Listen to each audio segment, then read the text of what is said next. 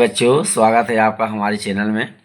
आज हम अध्याय 5 समांतर श्रेणियों के महत्वपूर्ण प्रश्नों पर विचार करेंगे, जो आपकी परीक्षा के लिए बहुत ही उपयोगी हैं और हमें पूर्ण विश्वास है कि इससे बाहर आपकी परीक्षा में प्रश्न नहीं आएंगे। तो इसके लिए सबसे पहले हमें ये जानना ज़रूरी है कि इस पाठ से हमारी परीक्षा में 5 नंबर के प्रश्न आना है, जिसमें से 1-2 नंबर का प्रश्न आएगा और 3 इससे विकल्प आ सकते हैं, या हो सकता है 2-2 नंबर के 2 प्रश्न आ जाएं और 1 विकल्प आ जाए।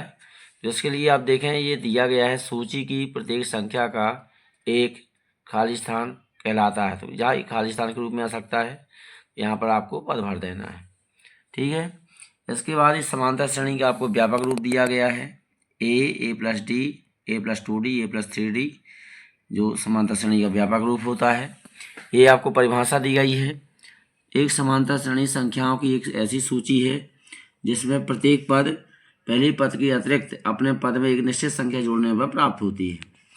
यह निश्चित संख्या ही एपी का सारवंतर कहलाती है। तो यहाँ पर सारवंतर की परिभाषा दी गई है, समांतर श्रेणी की दी गई है, और हमारा जो सारवंतर होता है धनात्मक, ऋणात्मक या शून्य हो सकता है।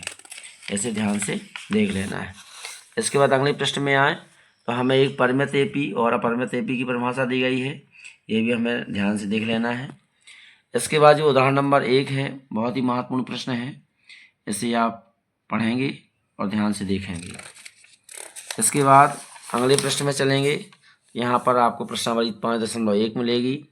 इसके लिए आपको दूसरा के 1-2 सवाल देख लेना है और तीसरा के भी 1 या 2 सवाल देख लेना है, इनसे ही परीक्षा में आएगा। इसके बाद चलना है आपको अगले प्रश्न में। तो अगले प्रश्न में आपको यहाँ पर मिलेगा एपी का nवां पद।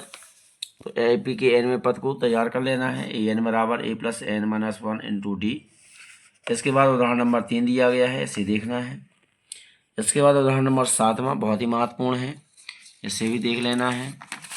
इसके बाद फिर आप पहुँचेंगे अगले प्रश्न में, यानी प्रश्नावली 5.2 में। यहाँ पर ये दूसरा में 2 विकल्प दिए गए हैं, इनको ध्यान से देखना है। इसके बाद मेन चौथा 5वें का पहला, और ये आपका 7वां सवाल, 10वां सवाल, 13वां और 14वां बहुत ही महत्वपूर्ण है। इन 2 में से एक परीक्षा में आपकी आ सकता है। और यह आपका 16वां सवाल, ये भी बहुत ही महत्वपूर्ण प्रश्न है। इसके बाद अगले प्रश्न में जाएंगे तो हमें एपी के n पदों का योग का सूत्र दिया गया है, इसे ध्यान से देख लेना है और तैयार कर लेना है। इसके बाद अगले प्रश्न में उसी योग वाले सूत्र को 2 और रूपों में बताया गया है, तो ये भी आपको देख लेना है। इसके बाद अगले प्रश्न में ये आपका दिया गया उदाहरण नंबर 12, इसे भी आप ध्यान से देख करके जाएंगे, बहुत ही अच्छा प्रश्न है और परीक्षा में आ भी चुका है। इसके बाद उदाहरण नंबर 14वां में 2 सवाल दिए गए हैं, दोनों को ध्यान से देख लेना है। इसके बाद ये आपका एक सूत्र दिया गया है, प्रथम n धन पूर्णांकों के योग का सूत्र Sn बराबर n + 1/2 के, ये भी देख लेना है। इसके बाद हम अगले प्रश्न में पहुंच जाएंगे, प्रश्नावली 5.3 में।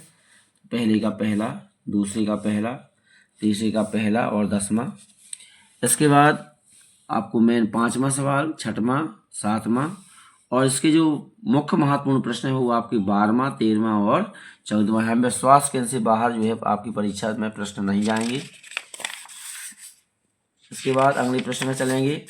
यहाँ पर आपको ये दिया गया है कॉलम में, यदि ए बी सी एपी में है तब बी बराबर a धन c/2 और बी ए तथा सी का समांतर माध्य कहलाता है। ये आपकी खाली स्थान में आ सकता है।